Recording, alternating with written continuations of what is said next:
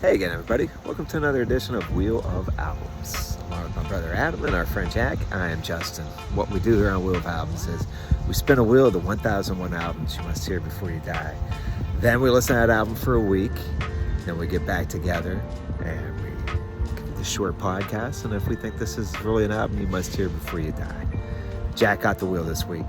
He got Charles Mingus's The Black Saint and the Sinner Lady. Charles Mingus. Come to the microphone. And I didn't really know what to expect. I assumed it was just going to be more like the Coltrane jazz album we listened to. I was ready to sit back and veg out like I did with The Love Supreme, but that wasn't the case. The only thing I knew about Mingus was I had got a Fire Hose EP, bass players at the time, just talking about the bass for the CD. And one of the things Flea said was something about Charlie Mingus. So I knew that Charlie Mingus probably played bass since all these bass players were talking about Charlie Mingus. Who the heck is Charles Mingus? Never heard that name before. Oh, he's another jazz artist, you say. This will be another hard one to get through this week. That was my initial reaction. But maybe there's a twist. I've always avoided Charles Mingus just because I've read some backstories about his antics and behavior. So this was going to be a whole new ride for me hearing The Black Saint and the Sinner Lady. And I was looking forward to it just because there was some new jazz to hear. Adam, what's some characteristics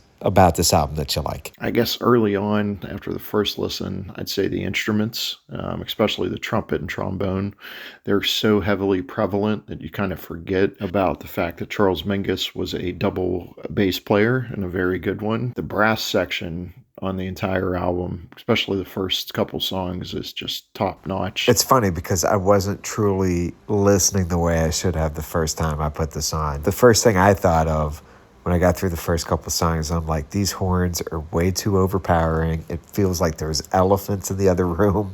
And the first thing I did was I texted you guys a picture of an elephant.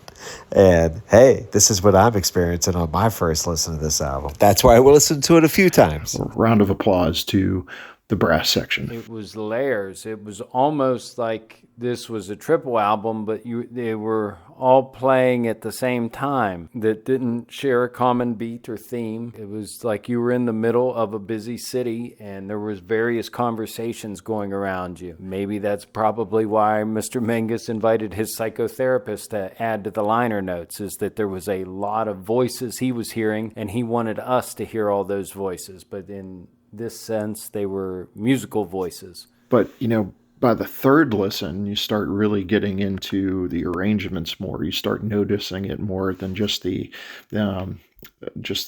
instrumentation, I guess. And you start realizing there's moments throughout where the band starts melding together so much that it kind of starts feeling like an engine running. And, especially you can feel that on the end of track B, the duet solo dancers, or even track A, the last minute or so there. Perfect fusion of sound. Hey, this is simultaneous songs being played in and out of my ears.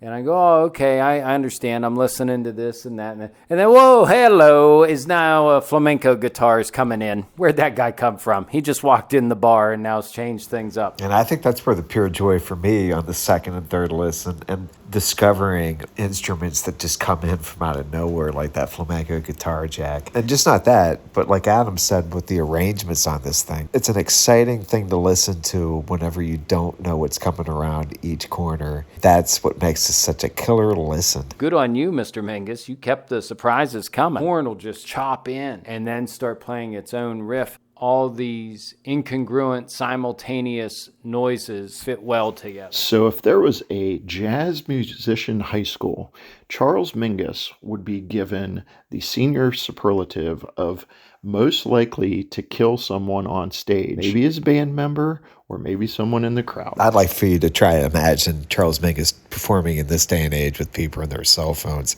Yikes. But his music makes you feel that tension. There's this like edge to it where you don't know what you're going to get. The whole album refuses to be ignored. You can't get complacent. From 1 second to the next. His music in a way feels kind of like bipolar. Keeps you on the edge of your seat. 1 minute it's manic.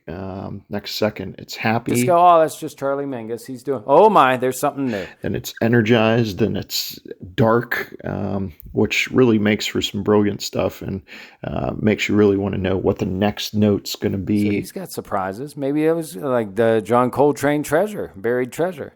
Charlie Mingus is hiding treasures in having multiple conversations bounce around your head. And again, thank goodness for his psychologist. It's a partially written ballet, somehow incorporating the civil rights injustices of its time.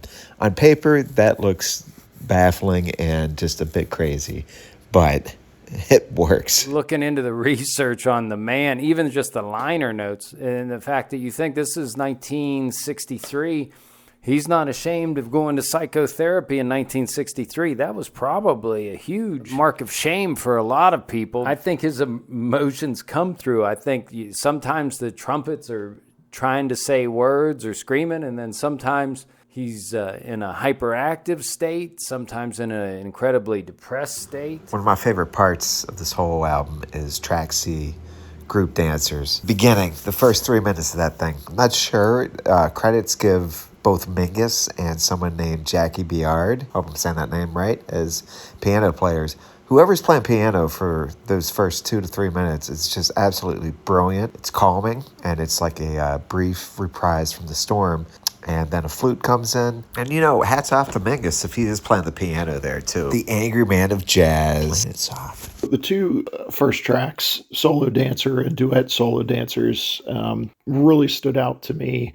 The first track, Solo Dancers, just because of the last minute, it makes it the clear winner for me. Kind of makes you feel like you're walking on a tightrope with the real possibility of falling off. Track 2, Duet Solo Dancers, that one, you feel the trombone and the trumpet really going at it, and it gives you maybe the highlights of the entire album. Plunger mutes and doing all this different stuff where it's like wah wah wah, and I really enjoyed that the most. Favorite track, the whole thing really is one track, I guess, and then it's chopped up. And I don't quite understand. Calls it 4 tracks, but track number 4 has several movements to it. So I'm going to say that that's my least favorite. Like everything, it took me to something I never really appreciated enough, I guess. There was a Tom Waits album, and he had 2 instrumentals on it, on the Rain Dogs album. It was a Midtown and Bride of Rain Dog. Hectic songs where it has a trumpet player almost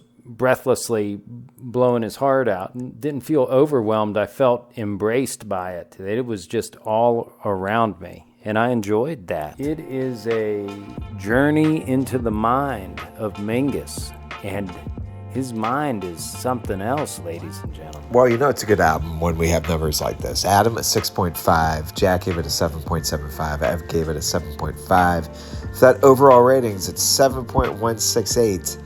We'll go with track A as our favorite, then track C, track B, and then track D, all scoring in the 20s. By the way, for those keeping track at home, this is Jack's highest rated album yet. And I believe our highest rated album for season 2. Must you listen to Charles Mingus, Black Saint and Sinner Lady, before he shoots you with a shotgun for the fun of it?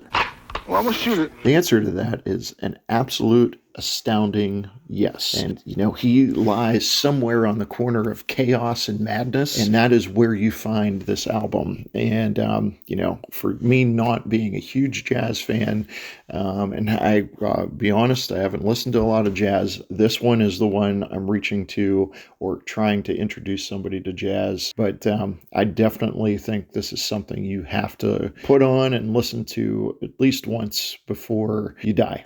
All these years, I've pretty much avoided Charles Mingus, read about his reputation. And the angry man of jazz just didn't seem like something I wanted to get into. The Oscar the Grouch of jazz. But after a few listens this week, I went from thinking that there were trumpets, there are actually elephants in the other room, to thinking this man is a pure genius in arrangement and instrumentation. I enjoyed the heck out of this album. more than I thought I was going to. And a big 2 thumbs up for me. This is something you must listen to before you die. Charles Mingus, I will be listening to more of your stuff from here on out, and I hope there might be another album of yours on the wheel. Jack, what do you think? I say yes. Get into the mind of Charles Mingus. Let him invade your ears and your brain. This is a record you must hear before you die. The Black Saint and the Sinner Lady by Mr. Mingus. I'm going to admit, after a rough and rocky start of spins, we have been on a roll lately. Thanks for listening. If you're tuning in on YouTube, go ahead and subscribe for a new podcast each Monday. And on Spotify, if you give us a rating, we'd love that. Maybe a comment and follow along. So you have a new episode each Monday, too, as we spin the 1001 albums you must hear before you die from Robert Dimery's book. I've got the next spin. Let's go, let's go. The wheel is going round and round and round, and it stops on the Jimi Hendrix Experience third album from 1968, staying in the 60s again, with Electric Ladyland next time on Wheel of Albums. Turn the mic on. Anything you want, Mr. Mingus. So we learned also that Charles Mingus, or Charlie Mingus, which then will harken back to our West Virginia people, as it's an outlaw, as his wife said. Well, he's 3 people. He's Jesco, he's Elvis, and he's the devil. Charles Mingus never tried to hide that he was 3 people. He is the man that Buddy Rich said, "You're too hard on your band members." He is the man who Andy Dick and Gary Busey said, "You're way out of line at this party, buddy."